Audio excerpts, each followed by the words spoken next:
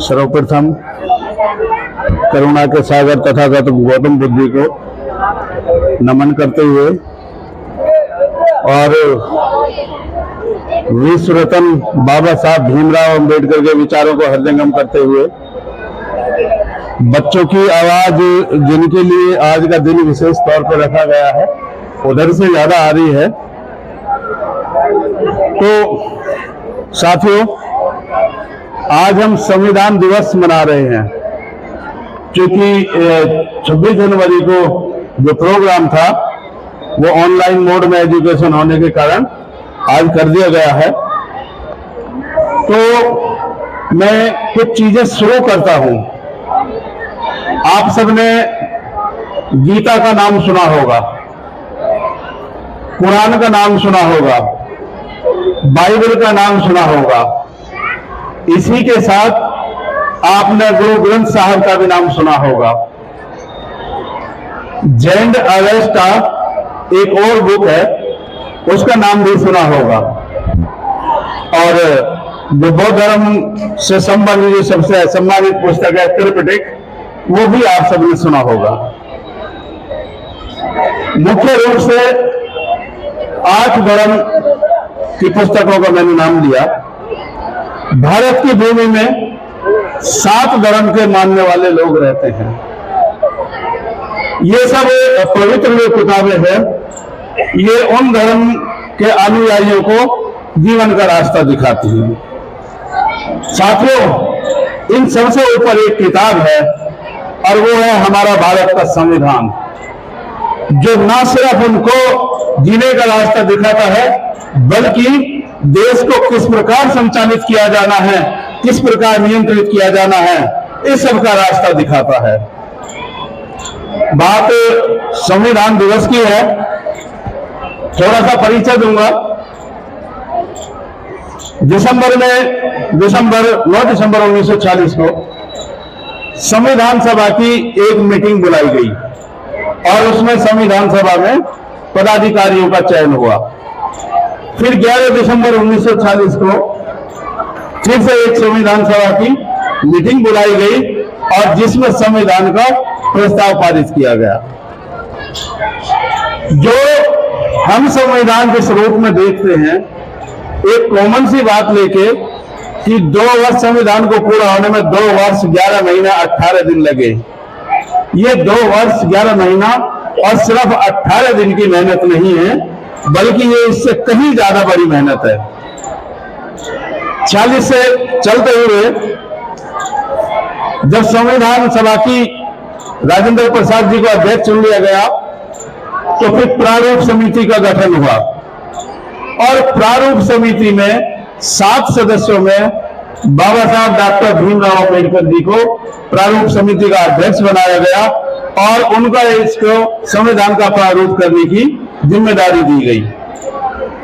मैं सिर्फ इतना कहना चाहता हूं और सिर्फ सोचने की बात है, आज जो संविधान हमारे सामने है, जिस रूप में है, यदि मैं नाम नहीं लेता किसी का भी, किसी और को जिम्मेदारी दी गई होती संविधान बनाने की, तो क्या वास्तव में इस रूप में हमारे सामने होता?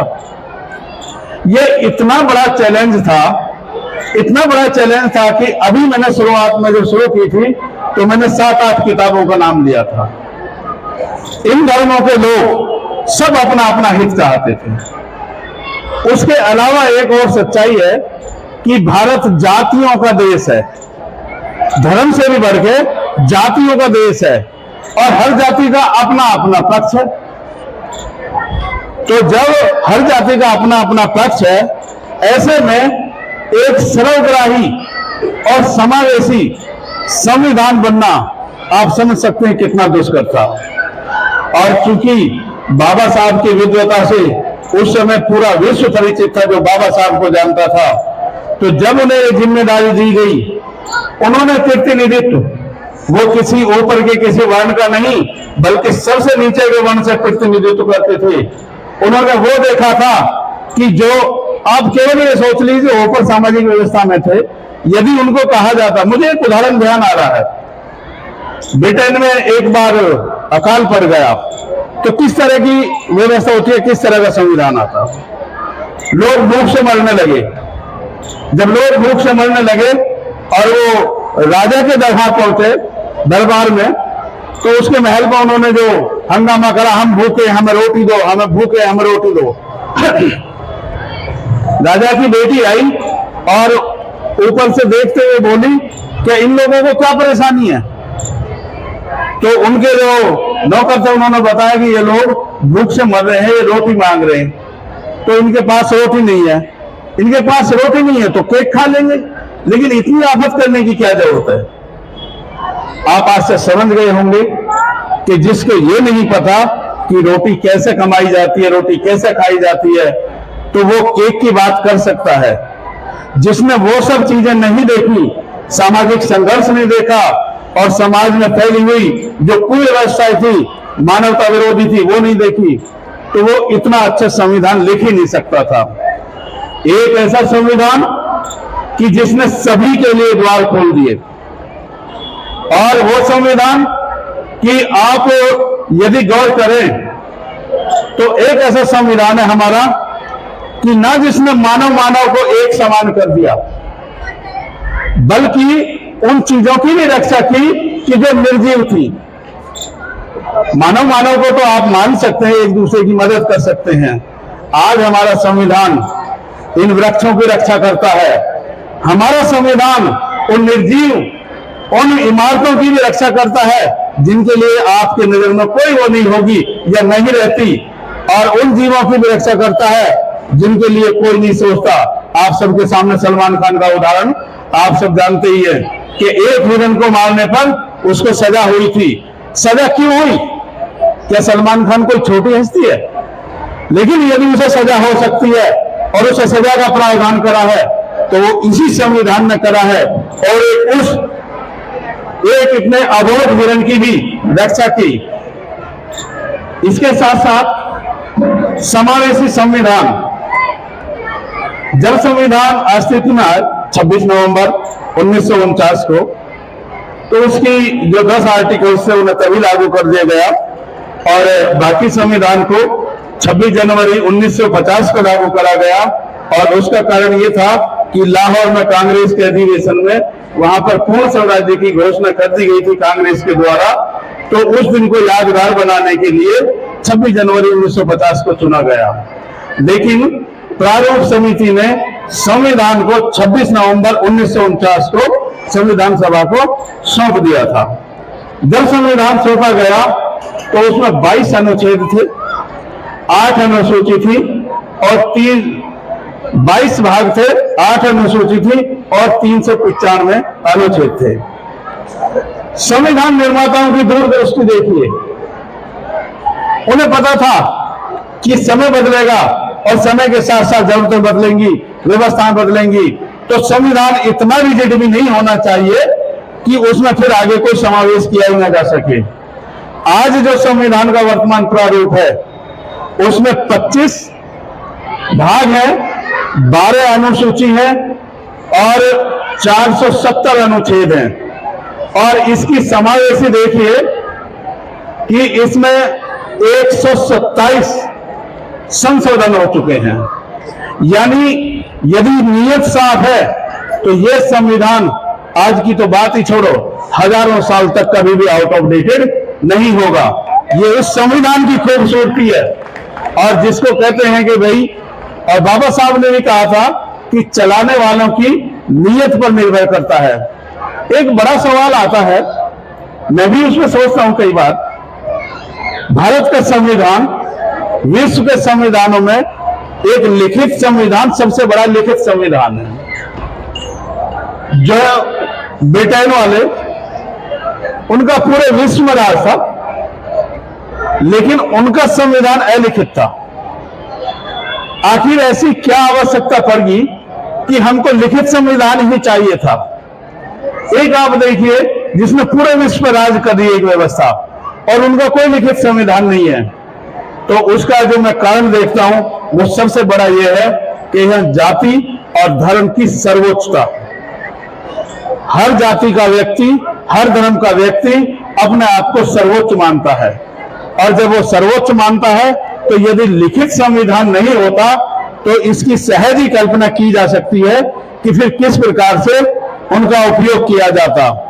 और हम सर्विस में हैं और बहुत सारे हमारे साथी सर्विस में हैं, कुछ सर्विस में अभी वर्तमान में हैं और जो सेवानिवृत्त हो गई वो जानते हैं कि जहां लिखित रूल्स नहीं है उनको किस प्रकार से यूज करा जाता है।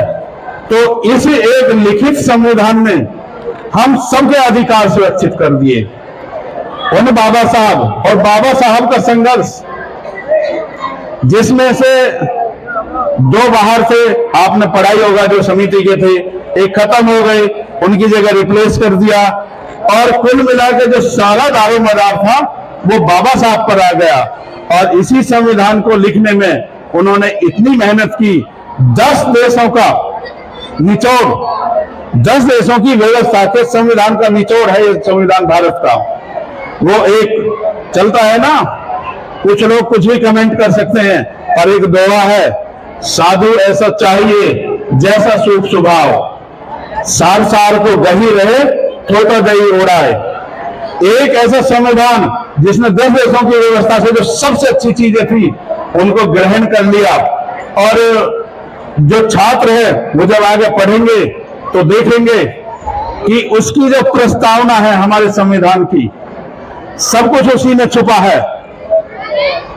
हम भारत के लोग, हर धर्म का व्यक्ति, आप देखिए वो अपनी अब दुकानों पे किसी की कुछ भी है, मुस्लिम है तो अल्लाह से कर रहा है, हिंदू है तो श्री गणेश से कर रहा है, जो जिससे वो जीसस से कर रहा है, सब अपने अपने उससे कर रहे हैं। लेकिन एक इतनी बड़ी किताब और उसकी शुरुआत बाबा साहब ने कितना सोच के की होगी, हम भारत के लोग, और हम भारत के लोग, तो इससे ये सीधा आ जाता है कि वो सत्ता जो भारत के लोगों के द्वारा चुनी जाएगी और लोगों के लिए होगी, अल्टीमेट जो भी शक्ति है वो भारत के लोगों में होगी।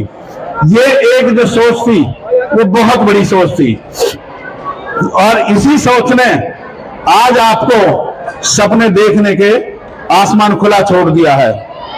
आज द्रौपदी मुर्मू यदि एक आदिवासी महिला आज भारत की राष्ट्रपति हैं, उससे पहले हमारे राष्ट्रपति कोविंद जी, वो भी अनुसूचित जाति से थे, वो भारत के राष्ट्रपति हैं। और उसके अलावा देखिए कि जो चाय बेचने वाले एक ऐसे व्यक्ति कि जो तीसरी बार भारत के प्रधानमंत्री हैं, ये सब संभव हो पाया है तो सिर्फ इसी संविधान की वजह से हो पाया है, क्योंकि संविधान ने आपको वो सब अधिकार दे दिए कि जिससे आप जितना ऊंचा चाहें उतना ऊंचा सोच सकते हैं और आप अपनी उस उपलब्धि को प्राप्त कर सकते हैं। आज आपके बीच कोई रुकावट नहीं है। हाँ, इतना जरूर है, आपको अपने हिस्से की मेहनत करनी पड़ेगी, और जो मेहनत करेगा वो निश्चित तौर पे, अभी यहाँ बेटियां थी, कल्पना चावला भारत की ही बेटी थी, कल्पना चावला वो आसमान में अंतरिक्ष में उड़ती है, तो कोई नहीं रोक सकता। टीना डाबी एक उदाहरण हो सकते हैं, जब कितनी टीना डाबी और उससे आगे हमारे ही बच्चों में छुपे हुए हैं। तो इस सब को निखारने के लिए और जो सबसे अच्छी व्यवस्था है वो यही है कि जो आज हम ये कार्यक्रम कर रहे हैं सिद्धार्थ इंटर कॉलेज में, कि स्कूल्स आगे आएंगे, वो स्कूल्स एक इस प्रकार का माहौल निर्माण करेंगे कि जिससे बच्चों को पूरी तरह से फलने फूलने का मौका मिलेगा। एक ऐसे मोटिवेशनल गाइडेंस पैदा करेंगे, मार्गदर्शन पैदा करेंगे, जिससे बच्चे आगे बढ़ें। और जितने भी मेरे साथी माताएं बहनें बैठी हैं, ये सिर्फ 100 बार कह लो, 200 बार कह लो, उससे ज्यादा एक बार की बात यह है कि लागू करने की, कि जो बच्चे हैं आप उन पर नजर रखिए, और नजर इसलिए रखिए कि आप अपने बच्चों को टोकते रहिए। मैं शिक्षा से जुड़ा हुआ हूं, मैं इसलिए कहता हूं कि आज यदि आप बच्चों को आदर्श स्थापित करेंगे, बच्चों के जो भी आदर्श हैं उनको आप उनके बेडरूम में रखिए, उसके साथ साथ बच्चों को मोटिवेट करते रहिए कि बेटा तुझे ये बनना है, बेटी तुझे ये बनना है। वो बने बाद की बात है, लेकिन एक साइकोलॉजिकल रूप से आप एक विचार, एक पद बच्चे के दिमाग में स्थापित कर दीजिए, और आप देखेंगे इसके बड़े पॉजिटिव परिणाम आएंगे। और जो सकारात्मक परिणाम आएंगे, नए से बच्चे की जिंदगी को बदलेंगे, बल्कि उसके साथ साथ समाज की, बल्कि सबकी स्थिति को परिवर्तित कर देंगे। जरूरी यही है आज कहीं कुछ भी हो रहा हो, आपको पूरी तरह से अपने बच्चों को सकारात्मक सहयोग प्रदान करना है, मोटिवेशन देना है, और उसके साथ साथ आप अपने घर में ऐसे महापुरुषों की जरूर बात करिए कि जिन्होंने देश को दिशा और दशा दिखाई है, जिन्होंने दशा बदली है और देश को दिशा दी है। और ऐसे महापुरुषों में मेरी नजर में बाबा साहब से बढ़ के कोई नहीं है। तो ऐसी शख्सियत को मैं बार बार नमन करता हूं, और हम एहसानमंद हैं बाबा साहब के कि जिन्होंने इतना सुंदर संविधान लिखा। तो साथियों, इन्हीं शब्दों के साथ जय भीम, जय भारत।